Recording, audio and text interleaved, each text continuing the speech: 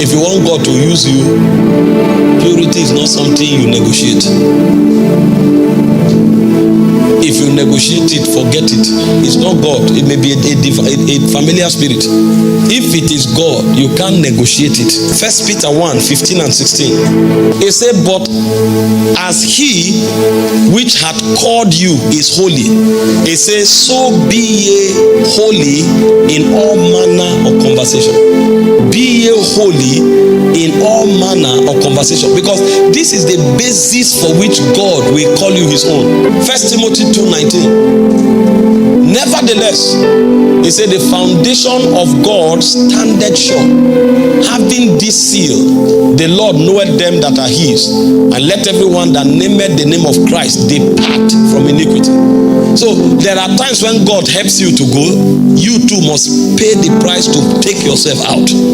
It's not to lie down in sin and say, Lord, help me, help me, help me. No, depart. If you are willing, God will help you. Verse 20 to 21. It said, but in a great house there are not only vessels of gold and silver, it said, but also of wood and earth, and some unto honor and some unto dishonor. Next verse. It said, if a man therefore purges what? Himself. It's not God that is purging you here. It is you taking the responsibility for holy life. So you create a system where iniquity can't enter you. You cut off from people who have made iniquity a lifestyle, cut off from platform that project and propagate evil, so that you sustain the capacity to live right. He said if he purges himself from this, he said he shall be a vessel unto honor. So what makes you a vessel unto honor is not whether you are gold or silver. That's why in this kingdom, don't try copying anybody. The power is not in the external, it is in the internal. Whether you are black or white, short or tall, male or female, that's not the factor. Are you pure? Are you holy? That's what God is looking at. He said if he purges himself, he shall be a vessel unto honor, sanctified and meet for the master's use, and prepared for every good work. So the vessels God prepared are holy vessels. That's why I said in 2 Corinthians 6:17, he said, come out from among them. He said, be ye holy, be ye clean. He said, they that bear the vessels of God, they must be holy. It's a generation that has trivialized righteousness and holiness. And the Bible says, if we live like the Gentiles, he said, we have not learned Christ. Ephesians chapter 4 verse 17 to 24. He said, take off the old man and clothe yourself with the new man that is renewed after knowledge and righteousness and holiness. If you want to be used of God, get all this, bathing yourself with bottles of anointing oil. A prophet comes and says, I brought this thing from the mountain. This is the oil of favor. Pay 1,000. You are joking. If you like, bathe yourself, sleep inside oil. Put a drum in your house, you will go nowhere. You just made a prophet rich. If you want God to lift you up, you must live holy. And this is a fight of faith. Paul said in 1 Corinthians 9:27, I beat myself. I bring my body under subjection. I beat myself. You take certain responsibilities.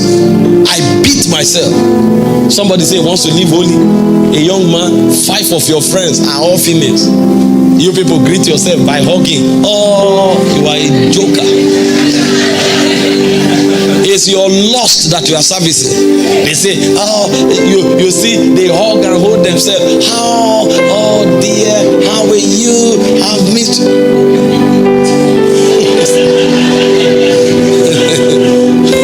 funny people deceiving themselves. And when you talk, they say, no, we are brothers and sisters, both brothers and one sister. There's a way you must carry your vessel. Carry your vessel in holiness. Don't be careless about holy living. Most of us create the traps that we fall into. We create them. You see a preacher, he's a single man, marry, he won't marry. And every week a different sister is coming to cook. The cook can go and dress his bed. He's prophet. He's senior pastor. After a while, you start seeing darkness creep into what God is doing and destroy it. God started helping you. The first office you have one staff and it's an opposite sex. It's your personal secretary. He's doing tea and he's working with you till 11 p.m. We just wreck our lives. Wreck our lives. Because we are not taught to build a guard around these things. And the Bible says, flee youthful lust that wages war against your soul. Because the errand of iniquity is to reduce the capacity of your soul. So you see that you get involved in certain things, you can't have inspiration again. You that just sit down, you are able to navigate and know what to do. How come? Why? What is happening to the flow of inspiration? You hurt it. It wages war. So people with great potentials are reduced to nothing. If you are a eunuch, say you are a eunuch and build your life accordingly. Let's know you are a eunuch. If you are not a eunuch, let there be standards. God has standards. In Africa, we are a bit strict. But here, you are developed nations. So when you over-reiterate it or emphasize it, you say, come on. It's your culture. You will culture into her. Sin is sin everywhere. Iniquity is iniquity everywhere. And holiness is also holiness everywhere.